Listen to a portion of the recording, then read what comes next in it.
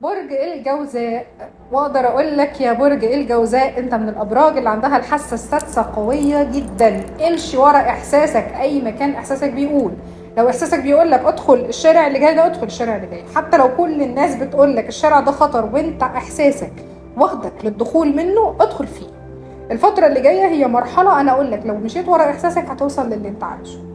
الشمس موجودة في برج الأسد بيتك الثالث، وده بيديلك دعم كبير جدا جدا، خصوصا على مستوى العلاقات وعلى المستوى المادي جدا جدا وعلى المستوى العملي كمان. انت عندك دعم كبير جدا جدا الشهر ده. لكن ممكن احذرك من حاجتين، وهقول لك التحذير في الأول علشان بعد كده ابتدي اتكلم عن كل الحاجات الحلوة اللي جاية لك يا برج الجوزاء. احذر من فترة عصبية وفترة توتر، خصوصا مع تراجع عطارد بداية من يوم 5 أغسطس. لكن بفضل الله إنه يوم 5 أغسطس كمان الزهرة هتكون بتنتقل من برج الأسد اللي هو بيتك الثالث رايحة على بيتك الرابع، بيت العلاقات، بيت الدائرة المقربة بتاعتك. وده هيديلك دعم فلكي قوي جدا جدا، لأن الزهرة مع تراجع عطارد اللي هيحصل هيخلي فيه توازن شوية معاك أنت بالذات يا برج الجوزاء. خصوصا طبعا مع وجود المشتري في بيتك الاول، بيت الشخصيه بتاعك اللي هو كوكب السعد الاكبر، ده بيديلك برضو دعم قوي جدا جدا يا برج الجوزاء. والحمد لله فتره صعبه انتهت من حياتك وابتديت فتره سهله، فتره متيسره. والشهر ده كمان من يوم 21/7 لحد يوم 21 أغسطس عندك فترة كويسة جدا جدا، حاول تستغلها قدر الإمكان. حتى لو كان في تراجع لعطارد من يوم 5 أغسطس لغاية 15 اغسطس تقريبا، الفتره دي انا شايفه ان هي هتكون فتره سهله جدا عندك انت بالذات، لان التراجع ده حاصل في بيتك الثالث. عندك دعم قوي جدا جدا، عندك نجاح مالي وانفراجه قويه، عندك فلوس انا شايفاها في ايدك يا برج الجوزاء ان شاء الله باذن الله. يا رب يا رب تكون يعني افكارنا ويكون توقعاتنا بالخير عليك وتكون حقيقيه معاك يا برج الجوزاء، خصوصا في الحته الماديه. لكن انا زي ما بقول لك ان اتبع احساسك بالذات. عندك فتره لانتهاء خصام مع ناس كتير، رجوع لعلاقات سابقه، عندك كمان مصالحات لناس انت وهو حصل بينكم مشاكل في السابق وفي الماضي، لكن هترجع الى علاقات تاني تتوطد وهترجعوا تصالحوا بعض تاني، ورجوع لصداقات قديمه ورجوع لعلاقات حب او بدايات حب جديده. لكن الاكثر هو انتهاء لفتره صعبه جدا جدا، هتبدا معاك فتره كويسه قوي.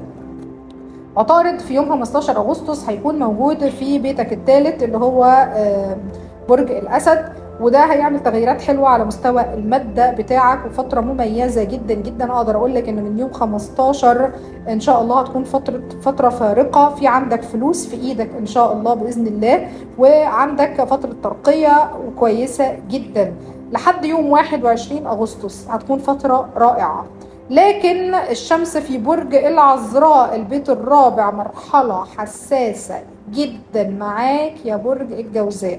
فترة تسليط الضوء عليك، فترة مربع فلكي بداية من يوم 22 أغسطس. خلي بالك انت كده مربع فلكي، مواجهة فلكية بينك وبين الشمس، تسليط الضوء عليك في فترة ممكن تكون فيها مشاكل مش هتلاقي لها حلول، ممكن تكون فترة مواجهات قوية، فترة ممكن تكون فيها شوية صعوبة لحد يوم 29 أغسطس.